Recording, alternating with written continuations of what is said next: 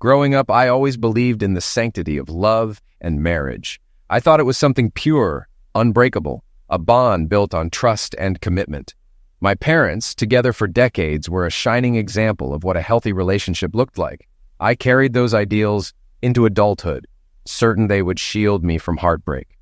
But life, as I would come to learn, has a cruel way of dismantling even the most cherished beliefs. When I met Rachel, I thought I'd found my forever. She was everything I dreamed of, smart, funny, and beautiful. We were inseparable, building a life full of laughter and shared dreams, or so I thought. Looking back, I realized how naive I had been, ignoring the small red flags and brushing aside doubts. My world unraveled the day I found out Rachel was unfaithful, shattering the illusion I had clung to for so long.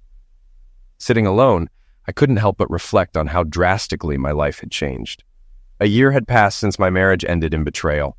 After discovering my wife's infidelity, I chose divorce and the solitary life it brought. With no children or family close by, loneliness became my constant companion. Ironically, that isolation birthed a dangerous fascination. I found myself obsessing over another man's wife. Whether it was love, lust, or a twisted sense of retribution, I couldn't say for certain. But one thing was clear. Revenge fueled my obsession. I barely know her, though we often run into each other at lunch. She works in my building. I've gathered as much information as I can and decided I'll pursue her. But then what? The thought of wanting her so badly, even if by force, feels overwhelming. I know she's about 30, petite, with noticeable curves. She wears tight clothes, possibly without underwear. Her husband seems clueless, a loser who doesn't appreciate her and, worst of all, is the man who ruined my marriage by sleeping with my wife. Now, I plan to make him pay by claiming his wife. I think taking her would even do her a favor. If it isn't obvious yet, I'm unhinged. Ever since I caught my wife cheating, I've been like this. One day, I came home early and walked straight into my bedroom to find her with another man. She screamed, and he, mid-act, didn't even realize what was happening until I grabbed him and threw him off her. I punched him up while my wife just kept screaming. I dragged him to the door and tossed him, undressed, onto the street, throwing his wallet and keys into the yard, but leaving his clothes behind. He stumbled to his car, a mess, and drove away. I didn't see him again until fate stepped in later. After that, I turned to my wife, who was hurriedly dressing. "Kevin, this isn't what it looks like. We can fix this," she cried. "Not what it looked like?" I replied. "Did you sleep with him or not?" "Please, let me explain," she begged. I cut her off. "Did you or didn't you? It's a simple question." When she couldn't answer, I said, "Conversation over. I'm going out. You have 1 hour to pack and leave. If you're still here when I get back, I'll throw you out myself. 1 hour, that's it." I left the house and returned 2 hours later, hoping she'd be gone. I meant what I said. I would have hurt her if she stayed, wife or not. When I got back, she was gone, along with most of her belongings. She left a note. At first, I didn't want to read it, but I changed my mind. Rachel's note. "Dear Kevin, I made a huge mistake. Jim means nothing to me. He was just an old school friend I bumped into. We dated back then, and you knew I wasn't a maid when we married. Jim was my first love, and old memories don't die easily.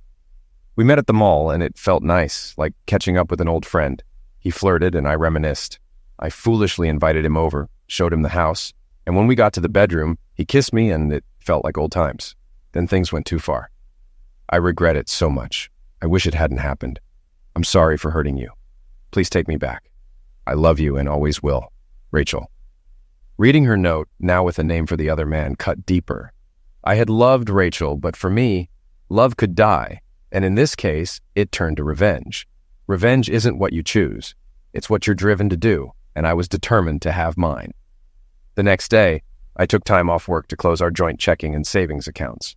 I canceled most of our credit cards, leaving only 2 in my name for my expenses.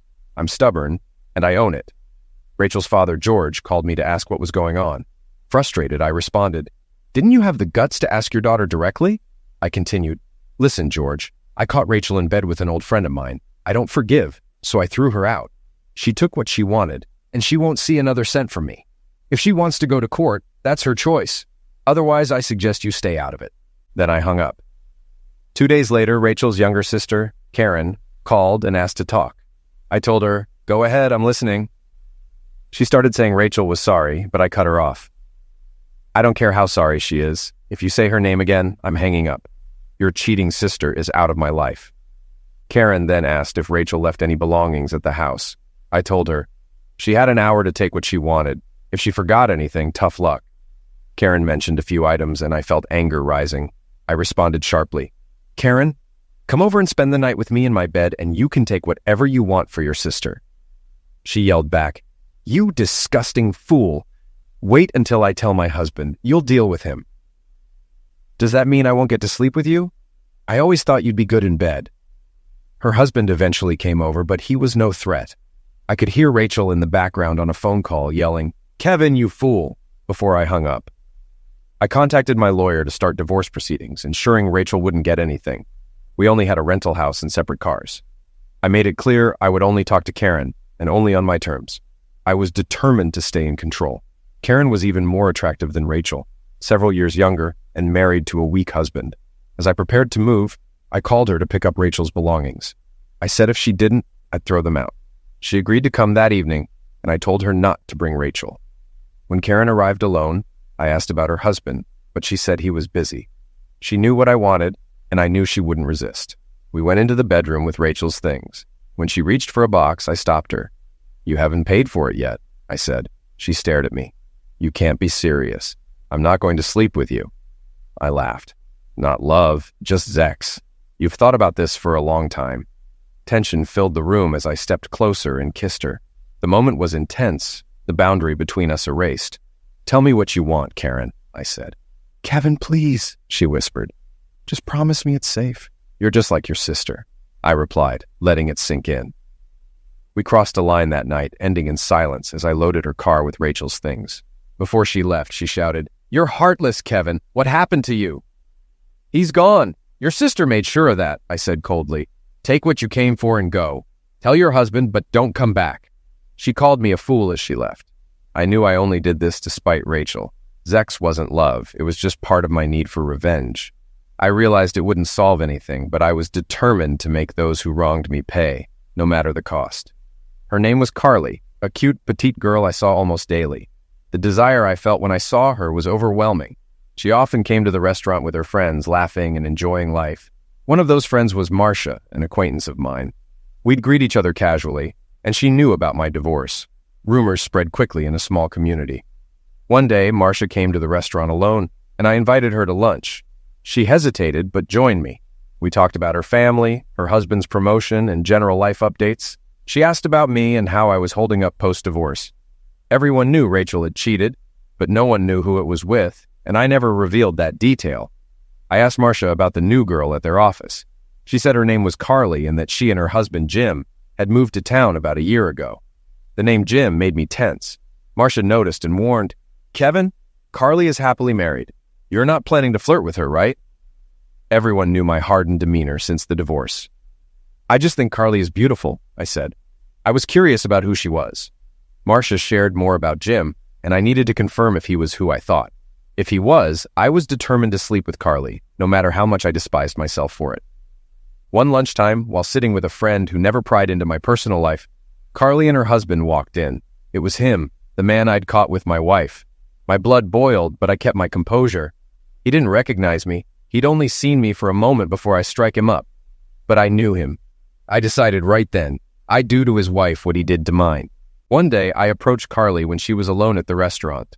I introduced myself as Marcia's friend to put her at ease. She smiled and introduced herself. I invited her to sit with me, joking that she'd have to pay for her own lunch, which made her laugh. We sat together and she shared details about her life, mentioning that her husband, Jim, had transferred here a little over a year ago. She talked about a rough start, how Jim was attacked by two men, robbed, and needed stitches above his left eye. He had filed a police report, but the attackers were never caught. This explained why he never reported me to the police. After lunch, I told her it was nice meeting her and that she was welcome to join me anytime. I found myself in a dilemma. I genuinely liked Carly and didn't want to hurt her, but I still felt the need for revenge. I saw her often, usually with coworkers, and she would smile at me. One day, I mentioned I'd be having lunch an hour later than usual. The next day, Carly also had lunch late and joined me alone.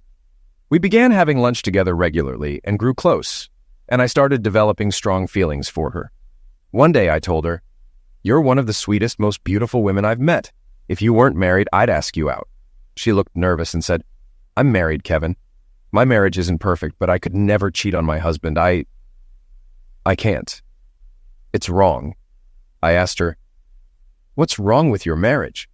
Tears welled in her eyes as she said, "I think my husband is cheating on me, but I'm not sure." I held Carly's hand, trying to comfort her as she trembled. I couldn't understand how someone could neglect such a wonderful woman.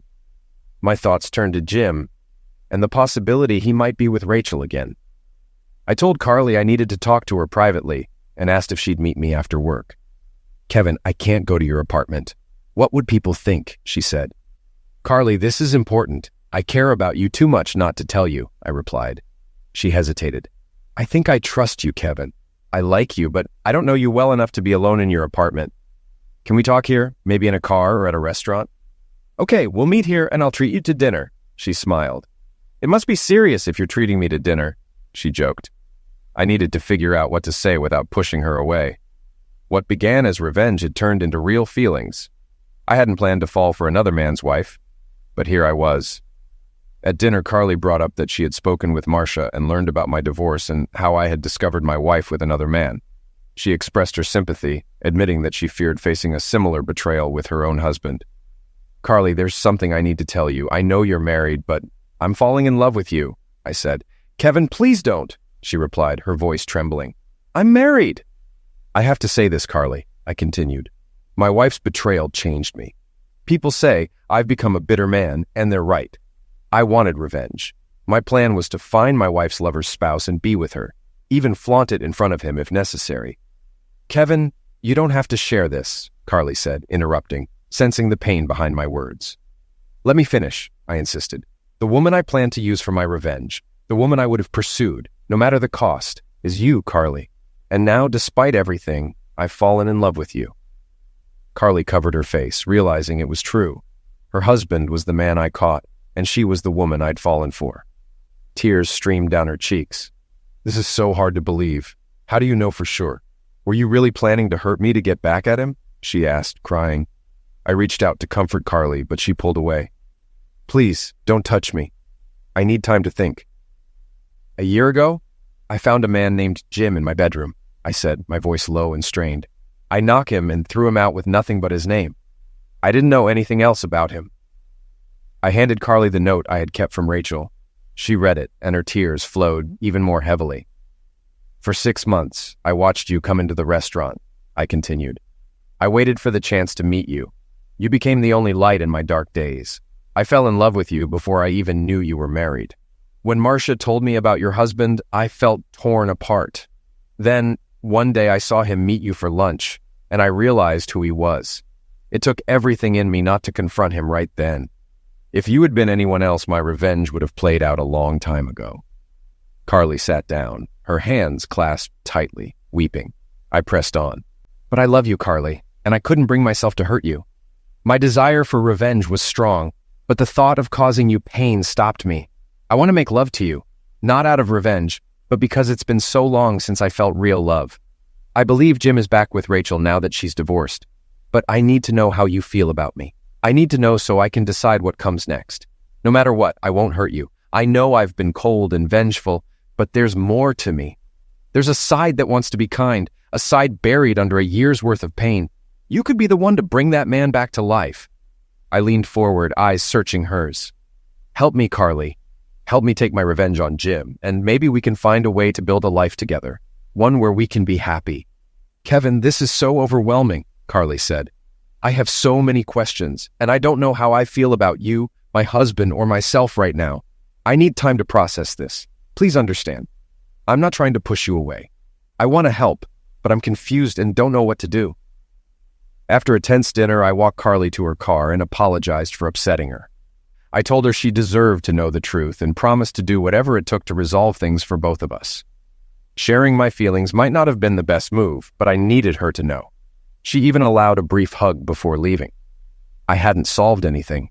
In fact, I might have made it worse. Maybe telling her about her husband was a mistake. I just hoped everything would turn out okay for her. The next day, I was eager to see her at lunch. I went to our usual spot, but she didn't show. Anxiety set in.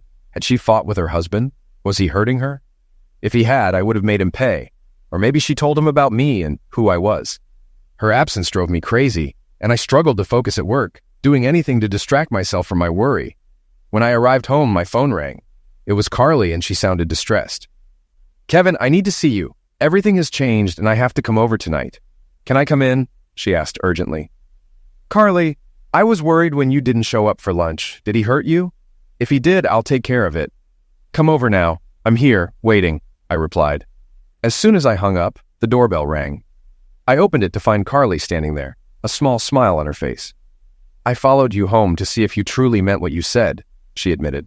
"When I heard you on the phone, I knew you were sincere. I'm sorry for testing you, but I needed to be sure." Feeling a wave of relief, I pulled her into a tight hug. "Why didn't you come to lunch?" I asked. "I spent last night sorting out my thoughts. Jim came home late and claimed he'd been working. I tried to be affectionate, but he brushed me off and went to bed," she said. If a man turns down someone like Carly, he's either crazy or checked out, I thought. "I waited until he left for work this morning and did some digging on his computer," she continued. "I know my way around computers from my job, so I looked for hidden files and emails. Using what you told me, I found some things. Here's what I discovered." She handed me key information and offered to summarize so I didn't have to read everything. "First, I need to tell you I don't love Jim anymore. After everything I've discovered, I think I hate him. I can't stand being used, and that's something I'm wary of with you too," she said. I squeezed her hands, and she continued. "I'm unsure about my feelings for you. Part of me cares about you, but another part warns me to be cautious. You might just be using me for revenge and then discard me. For now, I want to pause our relationship. If you really care, you'll wait until things are clearer for both of us. What do you say?" I smiled and said, "That's all I'm asking for. A chance to prove myself. I care about you deeply, and if I'm moving too fast, just tell me to slow down. Before we start digging into this, can we seal it with a kiss?" Carly grinned. "No, let's dive into this now." She took a deep breath and began. "My husband applied for this job. He wasn't transferred like he claimed. He requested it. That was his first lie. This is his hometown, and I didn't question it. I thought he wanted to reconnect with his roots. I loved him, so I agreed. 16 months ago, he attended a high school reunion. Did your ex-wife go to that, and did you attend?" "No," I replied. "I was at my mom's birthday celebration that weekend. My wife did have a homecoming event then, but I was out of town for business. I even asked if she wanted to come with me, but she said she preferred to see her old friends. I didn't think much of it until now. You're a natural detective." Carly handed me a stack of printed emails. These are messages they exchanged before the reunion. Not love letters, but clear plans to meet. And these are from during the reunion itself. By the time you caught them together 4 months later, they'd already been involved for a while. A surge of anger shot through me as I remembered. That lying cheater had the nerve to say, "Oh, honey, it's not what you think. It just happened." I thought my revenge was complete with my ex-wife, and I was focused only on Jim. But now, everything had shifted. Carly saw the pain in my eyes. I reassured her I wasn't angry at her, just furious at being betrayed by my ex-wife. I looked at Carly and said, "I need a kiss to calm down or I'll end up punching the wall." I stood up and moved toward it. "Stop, crazy man, I'll kiss you," she said, rushing over. She hugged me and kissed me softly. When our lips parted, I kissed her again, deeper this time. She pulled back and said, "That's enough, Tiger. I'm only human." We sat down, and I thanked her. She smiled and said, "It was my pleasure. Now back to work. I can't stay here all night." We shared a knowing laugh. "Here are copies of my husband's phone records from the past year," Carly said, handing me the documents. "This number appears almost daily. I found out it belongs to Rachel Miller, your ex-wife's maiden name. I didn't even know she had taken it back or that she had a cell phone. When was it bought?" I glanced through the records and nodded. "Based on these, about a month before I caught them together. This explains how they managed to keep it hidden for so long and why she didn't push for more during the divorce. She knew if this came out, it would damage her case." I looked at Carly. "But what about you? You're still married." "What do you want us to do?" I asked, stressing the word us. Her eyes narrowed with determination. "I want him to regret everything, face public embarrassment, and restore my pride. And yours. But how can I do this without becoming a cheater myself?" "Can you stay in his house for a couple of weeks without revealing anything?" I asked. "Sure, as long as I don't have to sleep with him. I can handle cooking dinner if he keeps sneaking off to see her, she replied. First, start by shopping during your lunch breaks. Use joint credit cards with both your names to keep things clean. Buy whatever you like and build up some debt. Take out cash advances and put that money into savings or investments, I suggested. Carly's eyes met mine, a flicker of hope mixed with caution. Kevin, you're a stockbroker. Can you invest for me? I didn't want you to question my motives, but yes, I can handle that for you if you want, I said sincerely. I care about you and want your trust. And if one day you decide to be with me, I want it to be for more than just revenge. We agreed to start with the credit cards. Before Carly left, I asked if I'd get another kiss. She hugged me, kissed me deeply, and pressed against me before pulling away. Damn, you're good. See you tomorrow at lunch, she said, smiling as she got in her car. The next day, instead of lunch, we went to several banks using her joint credit cards, withdrawing thousands in cash advances. This gave her a month to complete transfers before payments were due. She was smart and didn't max out any cards, leaving room in case he used them. We found out he was charging motel stays twice a week on one card. Over 3 days, we used 7 cards. I deposited the checks, investing in tax-exempt government bonds and secure accounts under my name to keep her husband from accessing them. Carly was added as a cosigner, so I couldn't withdraw without her consent, a gesture to build her trust. I started digging for updates on my ex-wife, but found little. Carly, using her connections, discovered Rachel was now working as a secretary at her husband's company. They'd become careless after cheating for so long, assuming no one was watching. Carly's friends began documenting everything with notes and photos. Carly was well liked by her colleagues, respected for her computer skills, and never made anyone feel embarrassed. She moved between offices helping others, and they felt protective of her. I still struggled with my plans for revenge. I couldn't hurt Carly. She was the only good part of my life. Though my ex was out of the picture, I wouldn't mind some retribution for her long-term affair. But how? Carly admitted she couldn't sleep with me yet. Doing so would make her no better than her cheating husband or my ex. She cared about me, but was still married. I needed a new plan. What to do? We decided to start with the credit cards. Before Carly left, I asked if there would be any more kisses. She hugged me, kissed me deeply, and pulled away, saying, Damn, you're good. See you tomorrow at lunch, before getting into her car. The next day, instead of lunch, we went to various banks, using her joint credit cards to withdraw thousands in cash advances, careful not to max them out in case her husband used them. Over 3 days, we used 7 cards, and I invested the money for her in tax-exempt bonds and secure accounts under my name to keep her husband from accessing it. Carly was made a co-signer, ensuring I couldn't withdraw without her consent. Carly learned that Rachel worked as a secretary at Jim's company, and she got friends to monitor and document their activities. They had grown careless after cheating for so long. Carly was well-liked and respected, known for her computer skills and friendly demeanor. I knew I couldn't hurt Carly. She was the only good thing in my life. Though my ex-wife was gone, I still wanted some form of justice for her long-term affair. Carly, however, admitted she couldn't be intimate with me right now, fearing it would make her no better than her husband or my ex. We needed a new plan. I reached out to Big Louie, a friend and client involved in less than reputable work, for help. He laughed when I explained my plan, saying, "This won't be free, you know." I agreed, knowing the stakes. Carly and I met to finalize the plan. I assured her I would never hurt or embarrass her. She smiled and said, "I think I'm really falling for you." I asked her to take a couple of days off.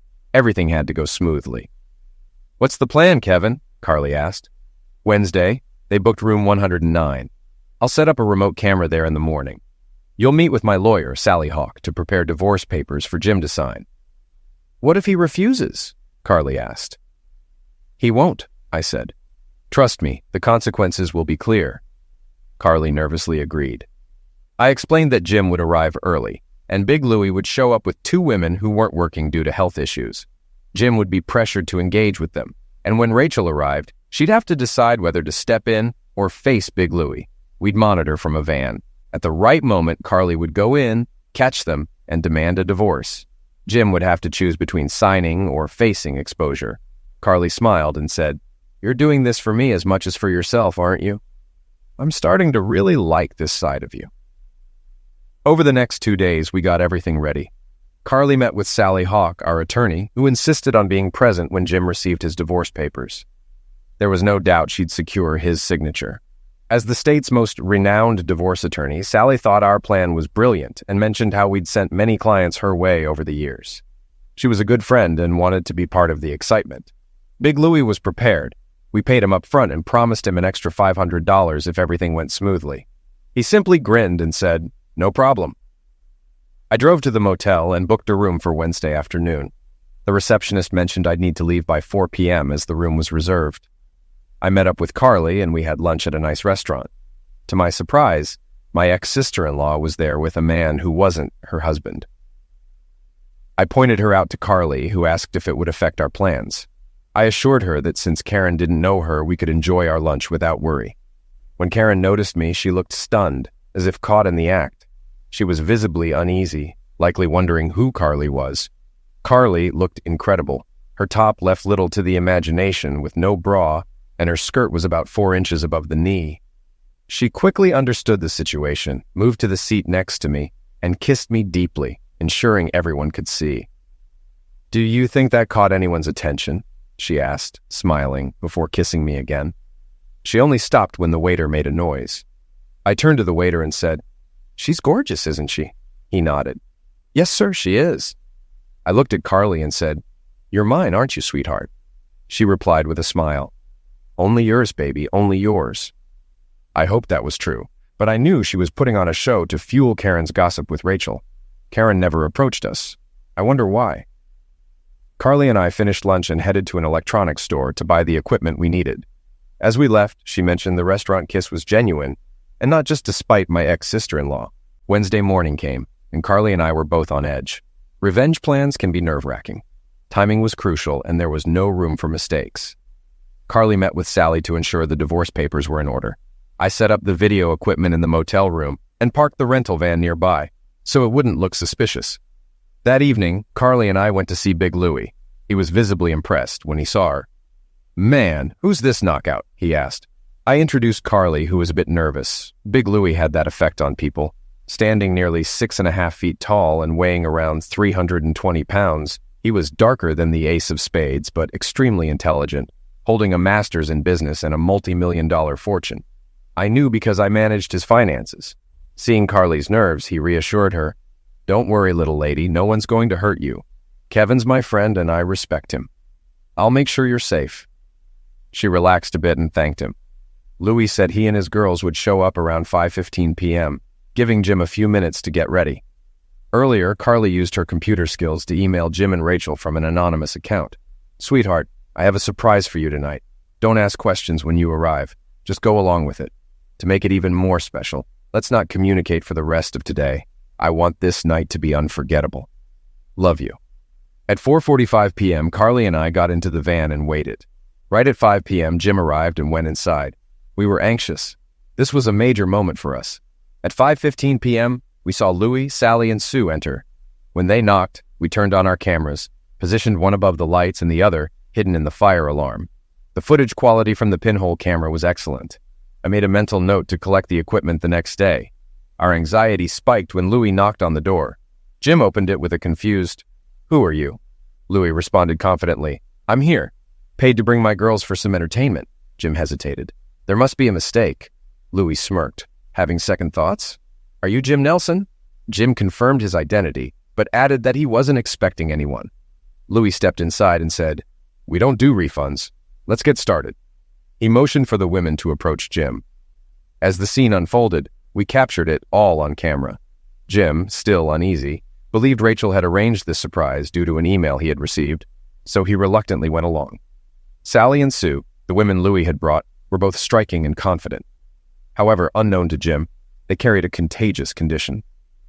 The women eased Jim onto the bed, setting the stage as Louie sat back, observing quietly. Carly, watching from the monitor, experienced mixed emotions, grief over her husband's infidelity, but satisfaction that her plan was playing out. Suddenly there was a knock, and Louie opened the door to find Rachel standing there, puzzled by the scene before her. She stepped inside, thinking Jim's email about a surprise might involve this. Louie calmly told her to join in, assuring her he was only there to supervise. Hesitant but persuaded by the circumstances, Rachel let herself be led into the scene. Every moment was recorded, audio and video capturing their actions. Rachel's initial shock eased as she assumed Jim's plan was at work. Sally and Sue eventually finished and left, leaving Jim and Rachel unaware of the consequences awaiting them.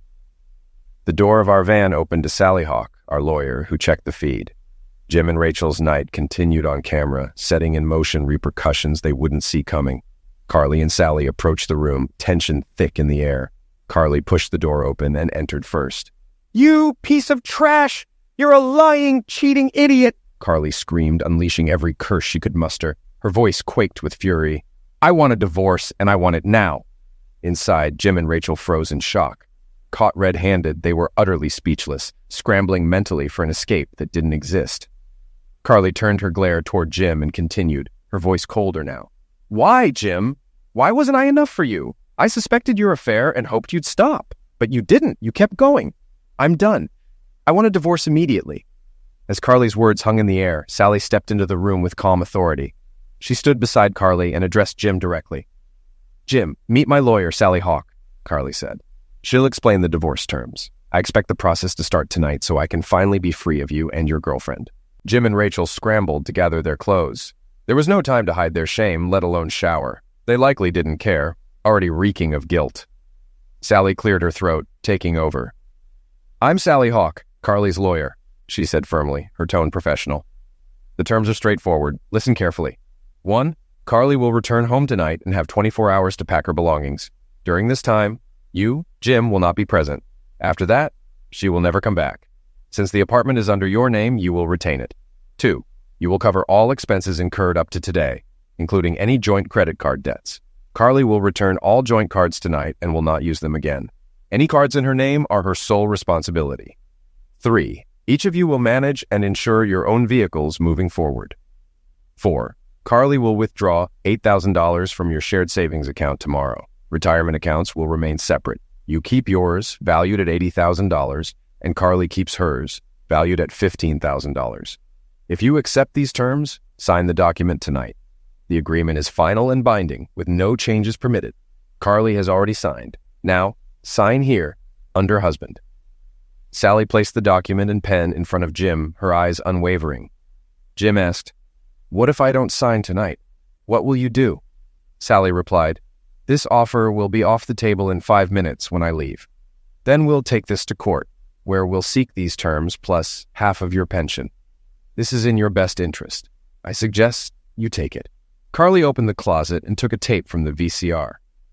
"This is today's recording. It will be part of the divorce proceedings." Jim retorted, "I'm not stupid. You can't use that. It was recorded without my consent." Sally laughed. "You really are a fool. We won't use it in the divorce, but we will make copies and send them to your company and corporate headquarters. I'm sure they don't appreciate their married employees having affairs." Jim stepped forward, but Big Louie walked back into the room. "You weren't planning to hurt my friends, were you, Jim?" Jim backed off. Sally continued, "Well, Jim, you have 3 minutes to decide, and then we're out of here." Rachel leaned toward Jim and whispered, "Jim, Sally Hawk was my husband's lawyer, and I didn't get a cent. She's one of the best in the state. You should take this deal, or you'll be in serious trouble. Plus, we'll lose our jobs if this tape gets out." Sally looked at Jim. 1 minute left, and we'll see you in court." As they started to leave, Jim yelled, "Wait, I'll sign, but only if I get the tape." Carly glanced at Big Louie and handed him the tape. "After Sally and I leave, you can give him the tape." She passed Louie an envelope containing the promised $500 bonus. Sally reiterated, "This agreement is final. If you have questions, contact me. You are not to bother Carly under any circumstances, or I'll have you arrested. If you understand, sign the document, and I'll give you a copy, the tape, and the joint credit cards. Carly has 24 hours to collect her belongings. The divorce is no fault and must be finalized within 2 months." Jim signed, and Sally gave him a copy. Carly and Sally left. A short time later, Big Louie handed Jim the tape and exited, joining his girls. Carly and Sally returned to the van, smiling. Carly kissed me briefly. Everything seemed fine until Sally said, "Kevin, until the divorce is final, you can't see Carly. No one can suspect anything. Once you're not involved, everything should go smoothly. I understand there are issues with recent credit card charges, but we have documentation. Unless someone accuses Carly of bank fraud, we should be safe. I left Jim's pension untouched, so banks would pursue him if he declared bankruptcy. Carly only has $8,000 to withdraw tomorrow. I recommend keeping that money in the same bank, but only under your name to avoid complications, Sally continued.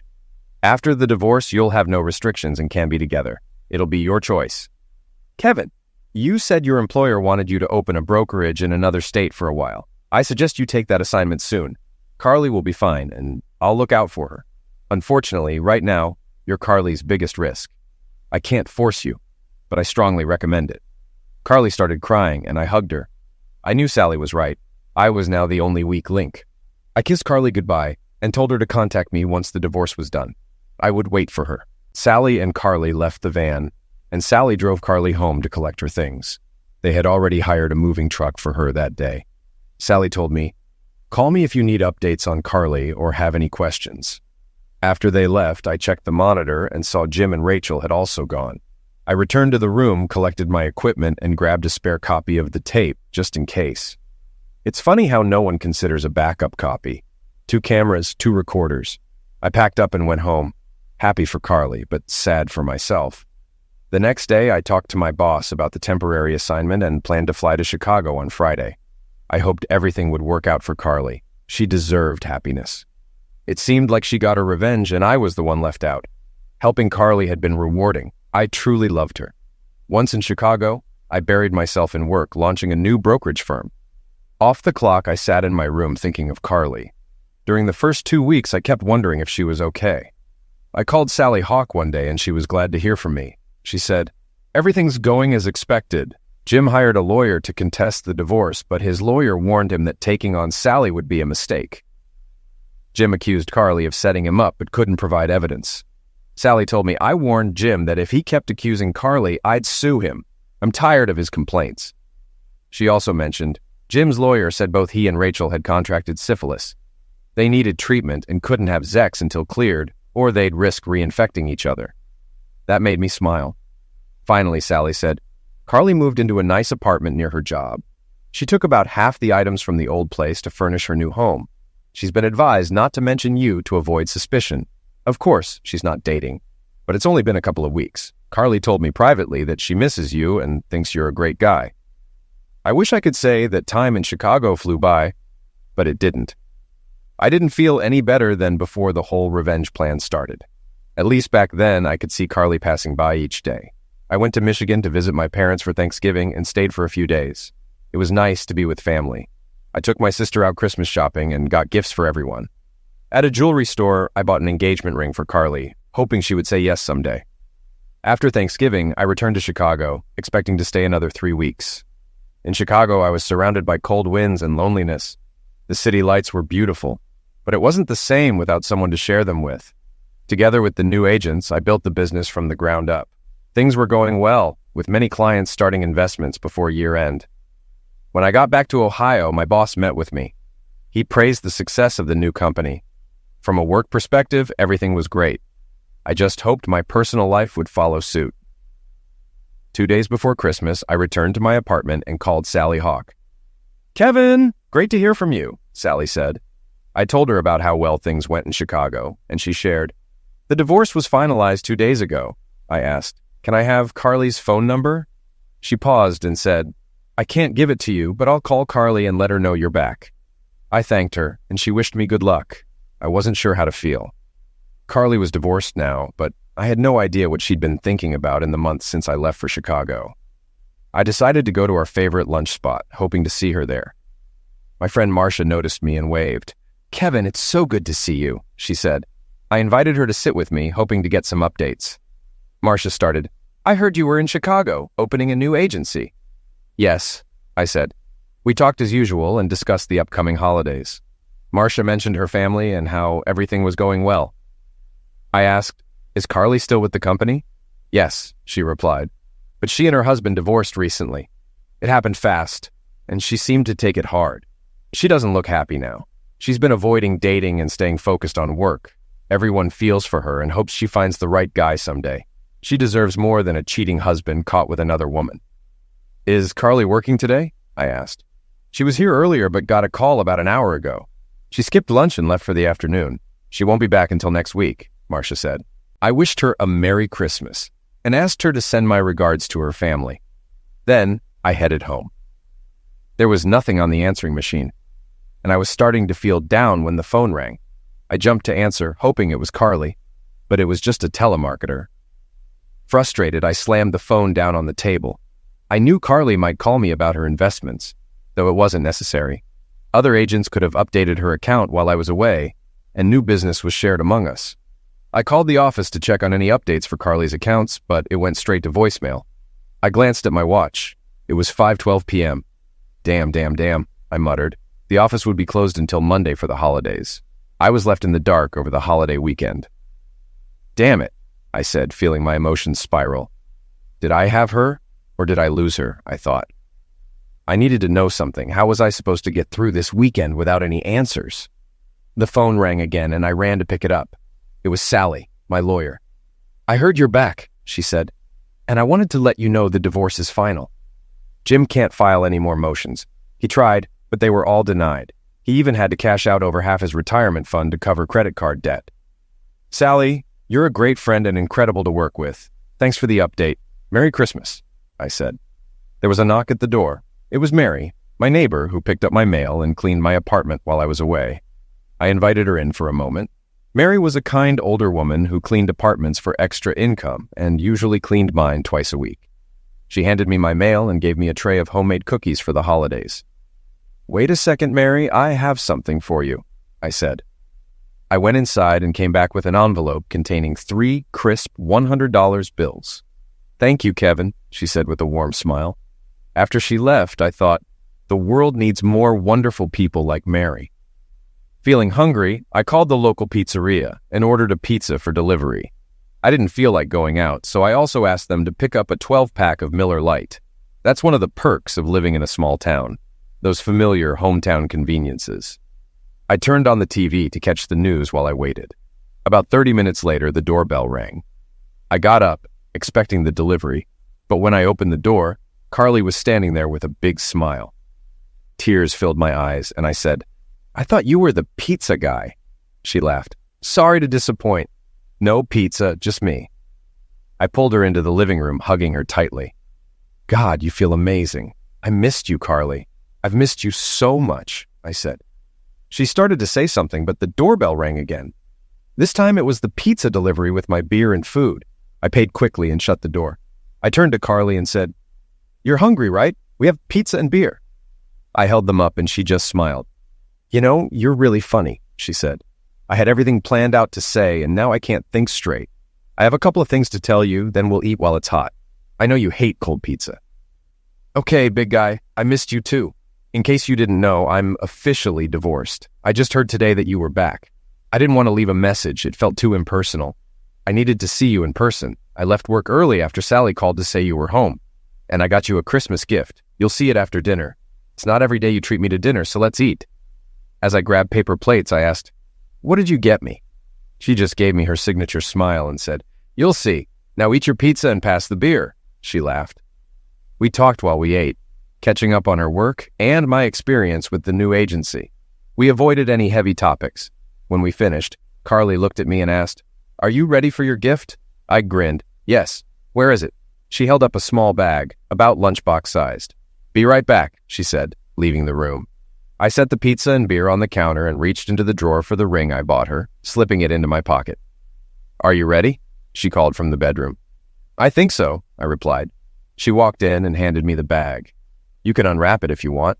She was dressed in a lacy red silk bra and matching underwear with a small red bow in her hair. I'm no longer married, so this isn't cheating. If you want your gift, let's go to the bedroom so you can unwrap it. Tears filled my eyes as I looked at her, the woman I'd wanted for so long, offering herself to me. On one condition, I said, pulling out the ring.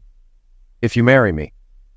She burst into tears and ran into my arms. Hugging her warm, soft body, she said, Yes, I'll marry you. Yes, yes, yes. I love you so much, I whispered. I lifted her and carried her to the bedroom, gently laying her on the bed. She looked up at me, eyes full of warmth and anticipation. This was our first time, and I wanted it to be special. I kissed her neck softly, savoring every moment. She sighed my name, her hands resting above her head, as we moved together in perfect harmony. Afterward, we held each other close. She whispered, Kevin, I love you so much," before we both fell asleep, wrapped in each other's arms. When I woke up, the room was dark.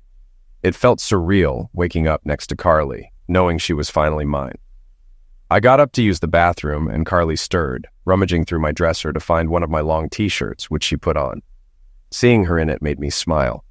It had never looked better on anyone. While she freshened up in the shower, I put the leftover pizza in the fridge. It always tasted better the next day. We sat down and shared the leftover pizza, talking about our future plans. I asked, "When do you want to get married?"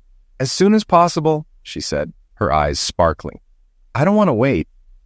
It was around 10 p.m., and I picked up the phone to call Sally Hawk at home. "Kevin, what's going on?" she asked, recognizing my number. "Sally, Carly and I need your help," I said, excitement in my voice. "What's going on, Kevin?" "I'll help if I can," she said, sounding amused and curious. "Carly and I want to get married as soon as possible, but tomorrow is Christmas Eve. Do you know a judge who can help us?" Sally laughed. "So, Carly finally called you, huh? I'm so happy for you both. Meet me tomorrow at the courthouse. We'll get your marriage certificate and then head to my house. My husband, Judge Hawk, will marry you. See you at 9 a.m. sharp." The next morning, Carly, looking beautiful, and I, dressed in a suit, met Sally at the courthouse. We secured our marriage certificate and then headed to Sally's house. Her husband, a kind man with a warm presence, officiated our wedding. After the vows, Carly smiled at me as Sally said, "Congratulations, you two. This is a special day." We decided to drive to Michigan afterward to surprise my family. When we arrived, their joy was palpable. They welcomed Carly warmly, treating her as though she had always been part of the family. Christmas turned out better than I ever imagined. After the holiday, we returned home, excited to start our life together. We both had work to return to, and Carly needed to move her things into my apartment. Each evening after work, we moved a few of her belongings, laughing and enjoying our time together. Her coworkers were happy for her, saying, "The old Carly is back." Marcia was surprised to learn I was Carly's new husband and laughed. "I never would have guessed, Kevin. You always seemed so serious." Carly smiled and assured her, "Don't worry, Marcia, he's just a big puppy, and I love him very much." With New Year's Eve approaching, we looked forward to the big party that all the prominent businessmen would attend. "Honey," I said, "do you want to go to the party of the year? It's our chance to be seen together. I want to show off my beautiful wife. Plus, even our ex-spouses might be there." Carly's eyes lit up. "Kevin, I love you, and I want everyone to know. Yes, let's go to the New Year's party, my dear husband." At the party, Carly looked stunning in a red blouse that matched her lace bra and silk underwear. The blouse had a low neckline that showcased her figure, paired with a black miniskirt trimmed with lace. With its thigh-high slit, she looked incredible, tastefully daring. Everyone wanted us at their table. My boss, Carly's friends, and my few close friends all waved us over. We chose to sit with Sally and Judge Hawk. I leaned over to Sally and said, "I've never seen a lawyer look so great." She laughed. "Thanks, Kevin." They introduced us to the others at the table, mostly judges and their wives, who all seemed friendly. The music was loud, perfect for New Year's Eve. Carly and I danced to every slow song. Though other men asked her to dance, she replied, "Not this year. I only want to dance with my husband. This was our time together." The only exceptions were a dance I shared with Sally and one Carly shared with the judge, our special friends. While dancing, we moved near Karen, my ex-wife's sister. We almost bumped into Karen and her husband on the packed dance floor. "Oh my God, it's Kevin!" she exclaimed. I smiled politely. "Good evening, Karen. Happy New Year!" I introduced Carly. "Carly, this is Karen and her husband." Karen's husband shook my hand. "Bob, nice to meet you," he said. Carly gave him her warm smile. "Nice to meet you, Bob and Karen." Karen's eyes shifted as she took in the introduction.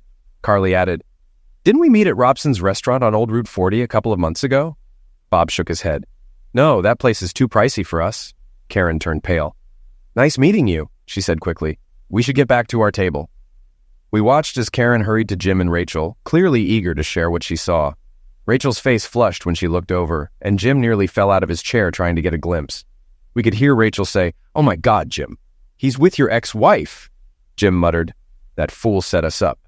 They took us for over $100,000 and we ended up with an STD. How did they know everything?" Rachel glared. "Kevin told me he'd get even one day." Jim grumbled, "Maybe we can take them back to court." Karen snapped, "Stop it, both of you. Do you see who they're sitting with? Sally Hawk and a table full of judges. And Jim, Kevin could strike you senseless. He's a real man and she's a real woman. They make a perfect pair." It was past midnight and the crowd was thinning. Sally and the judge said their goodbyes and wished us well. Carly and I danced one last song before sitting at a booth near Rachel, Jim, and their group. Carly leaned in and whispered, "Kevin, are you ready?" Puzzled, I asked, "Ready for what? Do you want to go home, honey?" "No, Kevin. Are you ready for your revenge?" she said, slipping her lacy red silk underwear into my pocket like a handkerchief. Loud enough for the nearby table to hear, she said, "Happy New Year, darling." We heard Jim's chair scrape the floor as Carly leaned in and whispered, "Who said revenge isn't sweet?" I kissed her and said, "Happy New Year."